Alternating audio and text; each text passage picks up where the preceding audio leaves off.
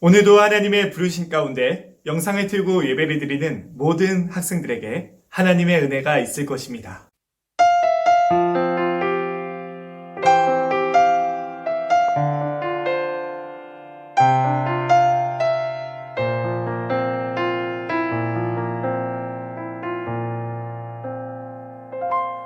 온 땅의 주인 되신 주님이 내 이름 아시며 상한 맘 돌보네.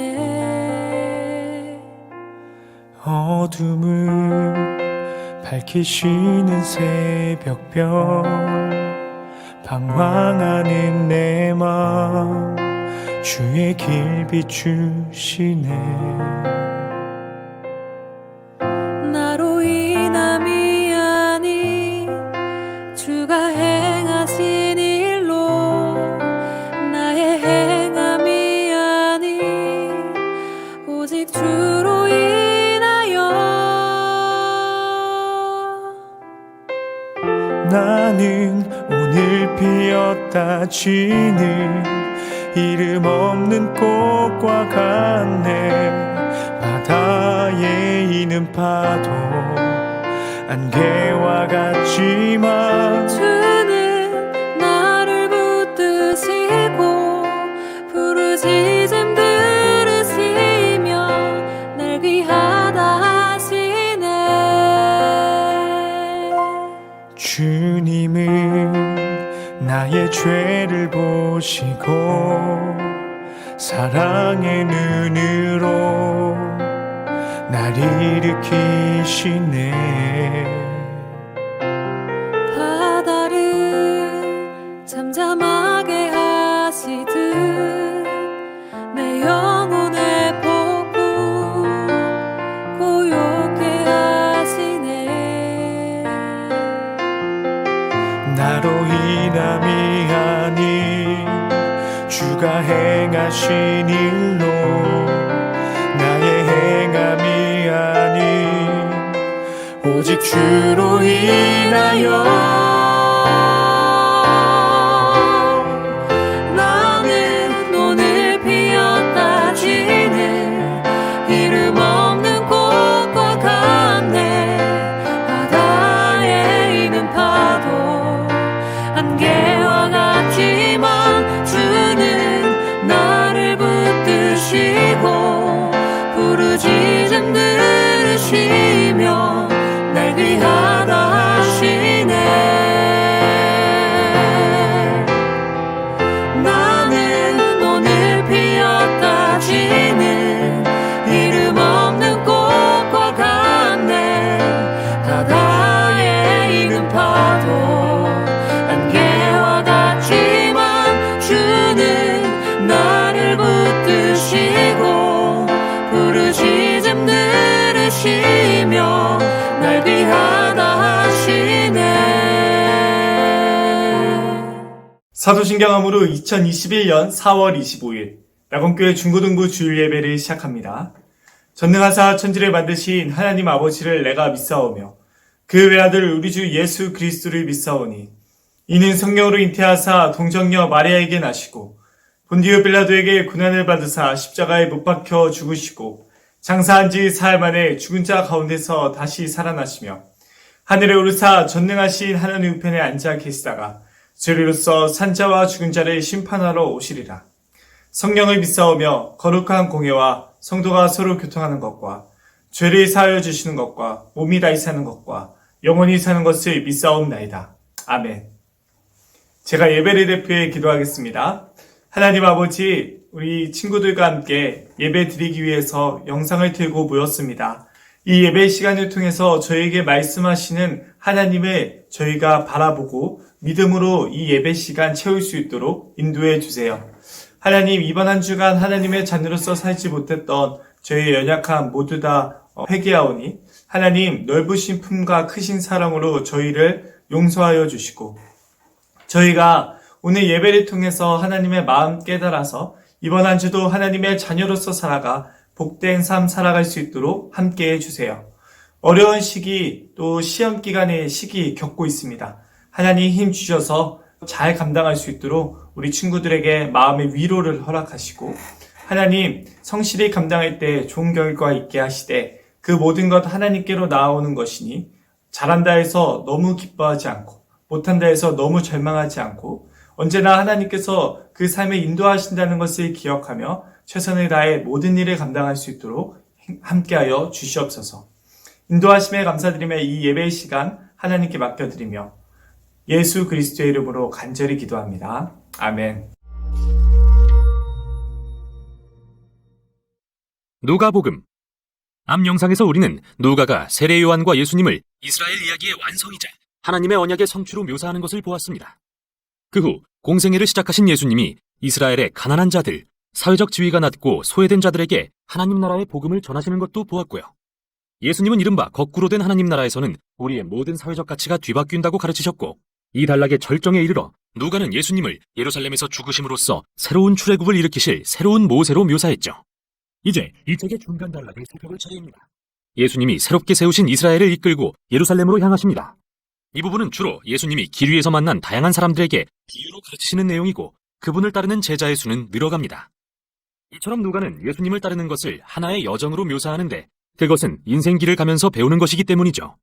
예수님은 먼저 그분을 따르는 70명을 앞서 보내 하나님 나라를 선포하게 함으로써 그분의 사역에 초대하십니다.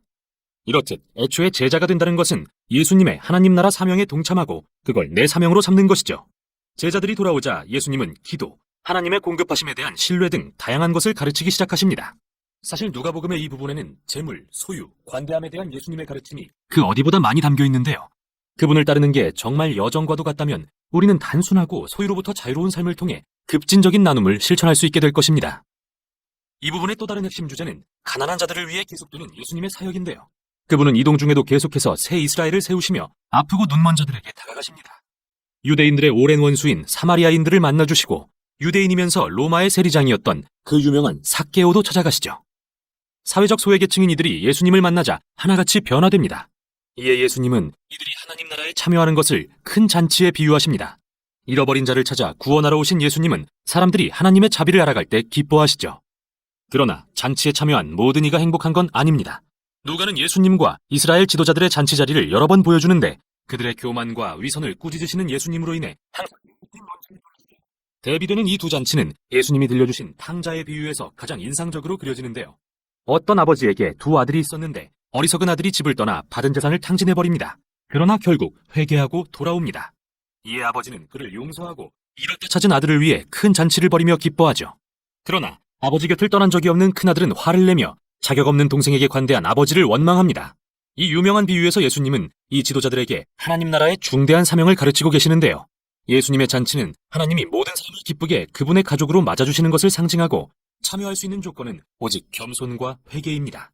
이렇게 예수님과 그분의 거꾸로 된 나라를 거부하는 이스라엘 지도자들의 비극이 강조되고 예수님에 대한 그들의 저항은 늘어만 갑니다.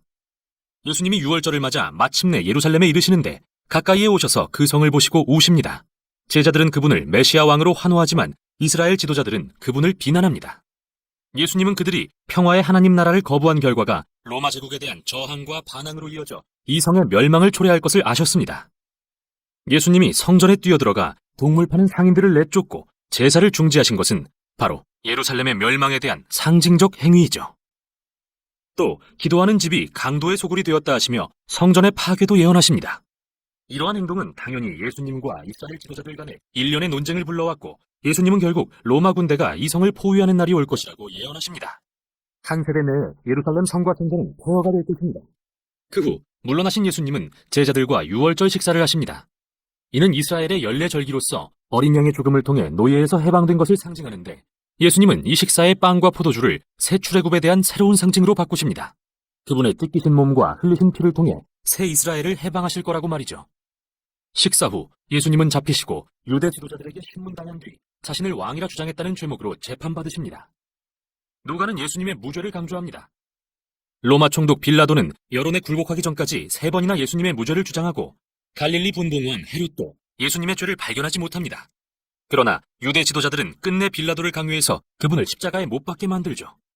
예수님은 고통 속에 죽으시면서까지 자신이 그토록 가르쳤던 하나님의 사랑과 자비를 구현하십니다. 하나님께 자신을 못 박은 군인들을 용서해달라고 구하시고 함께 매달린 죄수 중 하나가 그분이 누구신지 깨닫고 주님의 나라에 임하실 때 저를 기억해 주세요 라고 말하자 그분의 마지막 말씀은 수치스러운 죄수에게도 소망을 줍니다. 오늘 내가 나와 함께 낙원에 있을 것이다. 예수님은 이 자비와 친절의 행동을 끝으로 숨을 거두십니다. 그분의 시신이 무덤에 묻히고 그 주 첫날 무덤에 왔던 제자 중 몇 명이 빈 무덤을 발견합니다. 그때 빛나는 옷을 입은 두 사람이 나타나 말합니다. 예수님은 살아나셨다. 죽음에서 부활하셨다. 그들은 어안이 벙벙해져서 돌아갑니다. 바로 여기서 누가는 그의 가장 아름다운 이야기 중 하나를 들려줍니다. 예수님의 제자 둘이 예루살렘을 떠나 엠마오라는 마을로 가면서 그분의 죽음을 슬퍼하고 있습니다. 이때 호련히 예수님이 다가오셔서 함께 걸으시지만 그들은 누구신지 알아보지 못하죠. 왜 그리 슬퍼하냐고 물으시자 예수님이 이스라엘을 구원하실 분이라고 기대했는데 돌아가시고 말았다고 말합니다. 모두 수포가 되었다면서요. 그런데 잠시 후 예수님이 그들과 식사를 하시며 마치 유월절에 그러셨듯이 빵을 떼어주십니다. 그리고 그들이 예수님을 알아본 순간 사라지십니다. 누가는 이 이야기를 통해 예수님을 따른다는 것의 핵심을 강조하고 있는데요. 제자들은 예수님이 누구신지에 대한 자신의 의도와 관점만을 고집할 때 그분을 알아볼 수 없었습니다. 그러나 십자가에서 찢기심으로 자기 희생의 사랑의 전형이 되신 예수님, 거꾸로 된 그분의 나라에 복종할 때 우리는 비로소 진짜 예수님을 보고 알 수 있습니다. 이 책의 결말 역시 식사 장면인데요. 예수님이 제자들에게 나타나셔서 구약을 인용하시며 어떻게 이 모든 일이 하나님의 계획의 일부였는지 설명해 주십니다. 메시아가 이스라엘의 죄를 위해 고난과 죽임을 당한 후 악을 이기고 부활해 그들의 왕이 될 것이라는 계획 말이죠. 그래서 이제 2장의 예수님의 나라는 이스라엘을 넘어 온 세상을 향합니다. 열방에 하나님의 죄사함이 선포되고 모든 이가 예수님을 따르는 일에 주도되도록 말이죠. 그러나 예수님은 제자들에게 이 새로운 사명을 위해 성령의 능력을 입을 때까지 예루살렘에 머물러 있으라고 하십니다. 이어지는 누가의 두 번째 책인 사도행전을 읽어보지 않을 수 없겠죠. 우선 여기까지 누가복음이었습니다. 오늘 하나님께서 우리에게 주시는 말씀은 누가복음 18장 1절에서 8절 말씀입니다. 제18장 예수께서 그들에게 항상 기도하고 낙심하지 말아야 할 것을 비유로 말씀하여 이르시되 어떤 도시에 하나님을 두려워하지 않고 사람을 무시하는 한 재판장이 있는데 그 도시에 한 과부가 있어 자주 그에게 가서 내 원수에 대한 나의 원한을 풀어주소서 하되 그가 얼마 동안 듣지 아니하다가 후에 속으로 생각하되 내가 하나님을 두려워하지 않고 사람을 무시하나 이 과부가 나를 번거롭게 하니 내가 그 원한을 풀어주리라. 그렇지 않으면 늘 와서 나를 괴롭게 하리라 하였느니라. 우리 한 재판장이 말한 것을 들으라. 하물며 하나님께서 그 밤낮 부르짖는 택하신 자들의 원한을 풀어주지 아니하시겠느냐? 그들에게 오래 참으시겠느냐? 내가 너희에게 이르노니 속히 그 원한을 풀어주시리라. 그러나 인자가 올 때 세상에서 믿음을 보겠느냐? 안녕하세요, 우리 사랑하는 낙원교회 친구들. 이번 주 시험 준비하느라 피곤하고 바쁜 일상 보내고 있는 것 알고 있습니다. 우리 친구들 언제나 하나님 안에서 기도함으로 그 시험 기간 잘 이겨내길 바라요.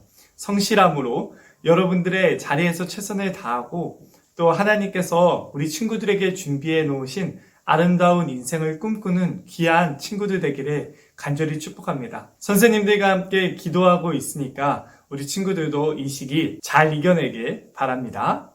오늘 말씀의 제목은 늘 기도하고 낙심하지 말아야 할 이유라는 제목으로 함께 나누고자 합니다. 요즘 SBS에서 모범택시라는 드라마를 방영하고 있어요. 웹툰으로 잘 알려져 있는데요. 한 사람이 모범택시 기사로 자신의 정체를 숨기고 사회적 약자나 피해자들을 대신해서 복수해주는 내용을 다루고 있어요. 왜 이러한 사람이 있어야 되나 보니까 마땅히 보호되어야 할 사람들이 보호받지 못하는 상황이 그 드라마에서 연출되고 있어요. 학교나 회사에서 약한 피해자들은 계속 당하고 돈 많고 지위가 높은 가해자들이 보호되는 사회, 법이 모든 부분을 보호해주지 못하고 법의 기능이 망가진 사회의 모습을 보여주고 있어요. 우리는 그 드라마를 보면서 모범 택시 기사가 대신 복수해주는 방법이 비록 법적인 테두리 밖에 있다는 것을 문제 삼을 수 있지만 피해자들의 원한을 통쾌하게 풀어준다는 점에 대해서 정의가 살아있다고 느낄 때가 있는 것 같아요. 모범택시 기사가 오히려 망가진 법의 기능을 해주고 있는 것은 아닐까 생각하게 됩니다. 오늘 예수님의 이야기에도 정이 없는 사회가 그 이야기의 배경이 되고 있어요. 요즘 말로 하면 신을 무서워하지 않고 사람들을 무시하는 나쁜 판사가 있었어요. 어느 날 이 나쁜 판사에게 과부가 찾아갑니다. 과부는 남편을 잃고 나이가 많은 여성을 뜻해요. 그 당시에 사회적 약자를 대표하는 사람이었어요. 이 과부가 나쁜 판사에게 자꾸 찾아와서 피곤하게 하니까 그 나쁜 판사는 자꾸 찾아오니까 내가 피곤하고 힘드니까 과부의 원한을 풀어주게 됩니다. 예수님은 여기서 이야기를 마치고 계세요. 나쁜 판사도 그런데 우리를 사랑하시는 하나님은 어떠시겠냐? 이렇게 말씀하시면서 이 이야기를 마무리하고 계시죠. 밤낮 하루 종일 내가 하나님께 말하는 것을 결코 하나님은 무시하지 않으신다. 이렇게 말씀하고 계세요. 늘 기도하고 낙심하지 말아야 할 이유. 첫 번째는 우리가 기도로 하나님을 경험할 수 있기 때문이에요. 사랑하는 여러분, 근데 우리에겐 문제가 있어요. 하나님께 기도할 때 마치 벽에 대고 기도하는 것 같은 느낌이 들고, 나쁜 판사는 눈에라도 보이고 내가 말하면 듣는 신용이라도 할 수 있지만 허공에 대고 하나님께 말하는 것, 그건 결코 쉽지 않은 거죠. 그래서 예수님은 지금 말씀하고 계세요. 내가 이 세상에 다시 올 때 믿음을 보겠느냐? 쉽게 바꾸어 말하면 내가 세상에 다시 올 때 밤낮 기도하는 자를 보겠느냐? 라고 말씀하고 계신 거예요. 사랑하는 우리 친구들, 하나님은 눈에 보이지 않으시지만 하나님이 계신 것과 하나님께 나아가는 자에게는 반드시 상을 주시는 분이라고 우리에게 말씀하셨어요. 하나님께서 여러분의 삶에서 쉬지 못하도록 일상적인 대화로 항상 하나님께 기도하고 나아가 보세요. 내 삶이 정말로 어둡고 절망스러울 때가 있어요. 내가 사회적 약자가 될 때가 있고 정말로 힘들 때가 있어요. 하나님이 없는 것 같은 때가 있어요. 정말 너무 낙심이 돼요. 바라던 일이 하나도 이루어지지 않고 정말로 마음이 상할 때 있지만, 사랑하는 우리 친구들, 하나님은 결코 밤낮 부르짖는 기도를 외면하지 않으신다는 거예요. 기도해보고 포기하지 마세요. 여러분의 인생을 놓고 밤낮 하나님께 기도해 보세요. 여러분의 삶을 만들어 가심으로 하나님이 찬송 받으실 때까지, 많은 사람들이 여러분들의 삶을 보며 하나님이 계시구나 말할 때까지 하나님께 도움을 구해보세요. 우리 친구들이 하는 믿음의 기도, 밤낮 하나님께 드리는 기도는 결코 사라지지 않고 천사가 들고 있는 금으로 된 큰 접시에 다 담겨져서 하나님께로 올라간다고 말씀하셨어요. 항상 기도하고 낙심하지 말아야 할 이유가 무엇인가요? 밤낮 기도하는 사람들은 꼭 하나님을 경험하게 되고 하나님께서 그 모든 원한을 해결해 주신다는 거예요. 항상 기도하고 낙심하지 말아야 할 이유 두 번째는 하나님께서 정의로 모든 것을 갚아주시기 때문이라는 거예요. 하나님은 밤낮 부르짖는 택하신 자의 기도를 들으시고 원한을 갚아주신다고 하셨어요. 주 안에서 사랑하는 우리 친구들, 하나님께서 이렇게 말씀하세요. 우주와 지구를 만들기 전에 내가 너를 선택했단다. 너는 나의 택한 자녀란다. 우리가 이렇게 생각할 수 있어요. 어떻게 우리가 하나님의 자녀가 될까? 우리가 하나님의 자녀가 되는 것은 아주 단순해요. 우리를 죄와 죽음과 영원한 어둠과 하나님의 형벌에서 구해내시기 위해 십자가에 못 박히시고 다시 부활하신 예수님을 믿을 때, 하나님이 보내신 예수님을 믿을 때 우리는 예수님과 하나가 된다고 이야기하셨어요. 우리는 예수님과 하나가 돼서 함께 십자가에 죽고 함께 예수님과 태어났어요. 예수님과 하나가 된 우리는 이제 더 이상 세상의 내가 아니라 하나님 아버지의 말씀과 예수님의 말씀으로 살아가는 하나님의 자녀가 되었다라고 말씀하신 거예요. 우리 사랑하는 친구들, 예수님을 따르면 고난과 어려움이 있다고 이야기하셨어요.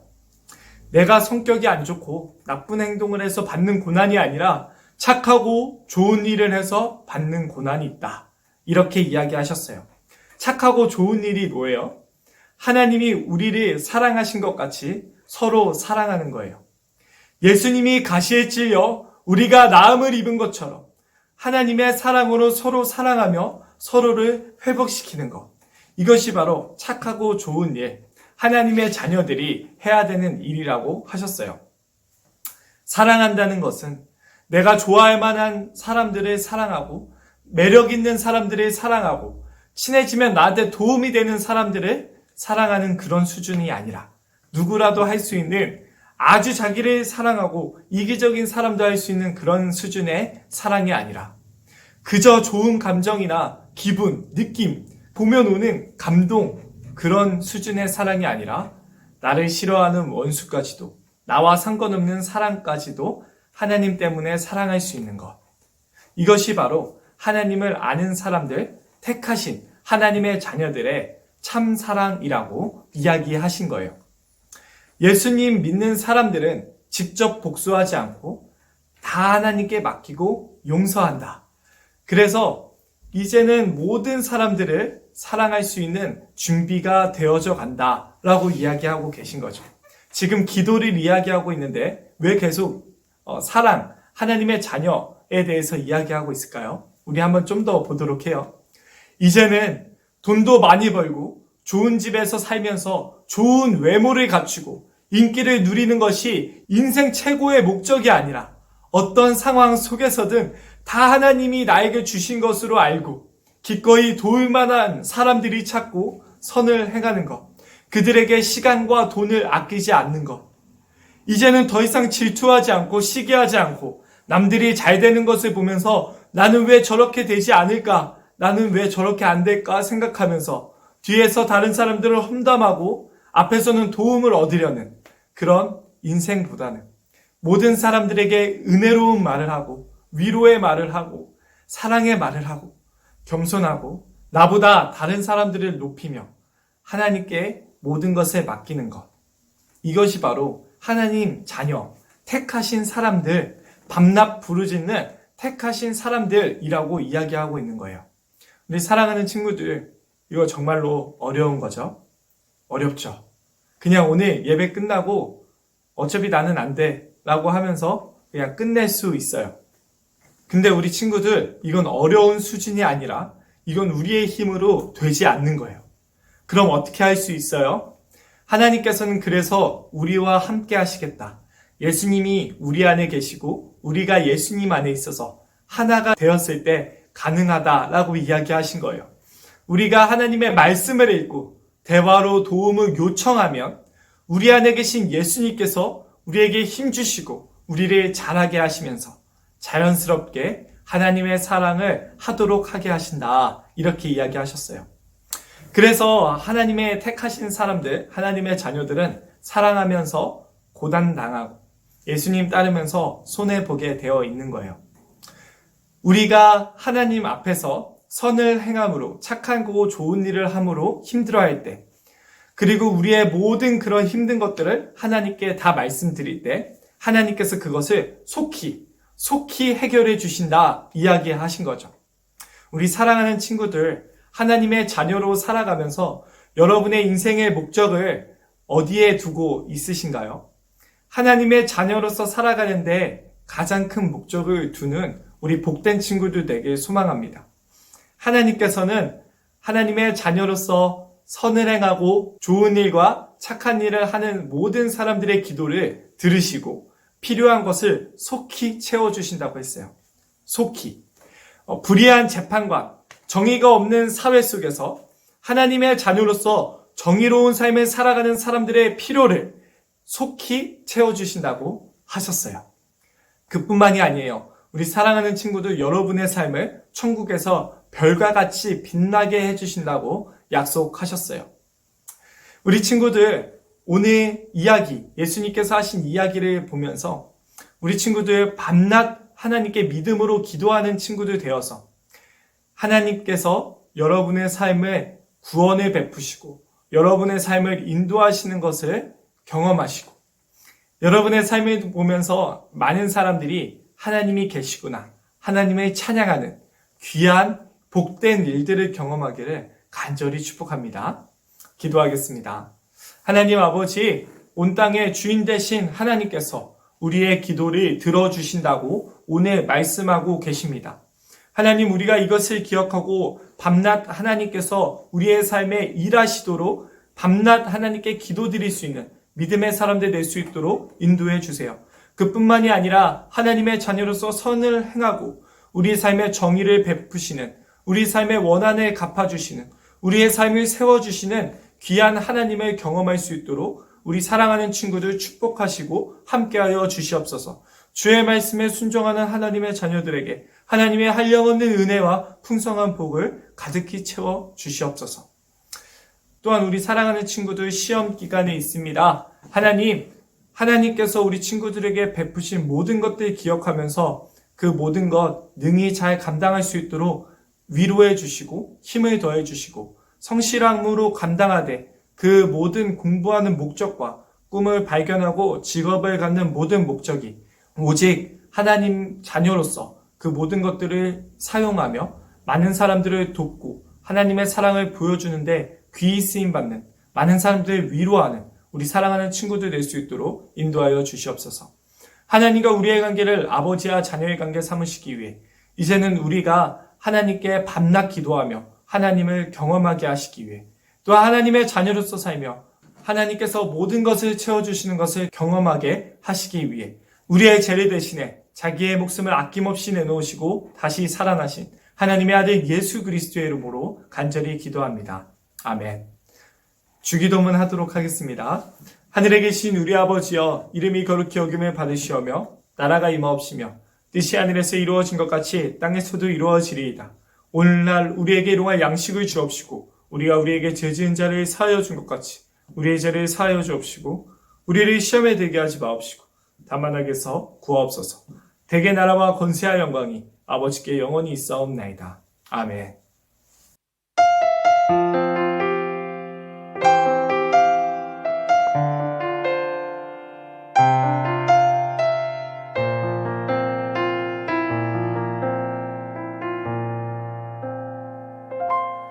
온 땅의 주인 되신 주님이 내 이름 아시며 상한 맘 돌보네. 어둠을 밝히시는 새벽별, 방황하는 내 맘 주의 길 비추시네. 나로 인함이 아닌 주가 행하신 일로 나의 행함이 아닌 오직 주로 인하여 나는 오늘 피었다 지는 이름 없는 꽃과 같네.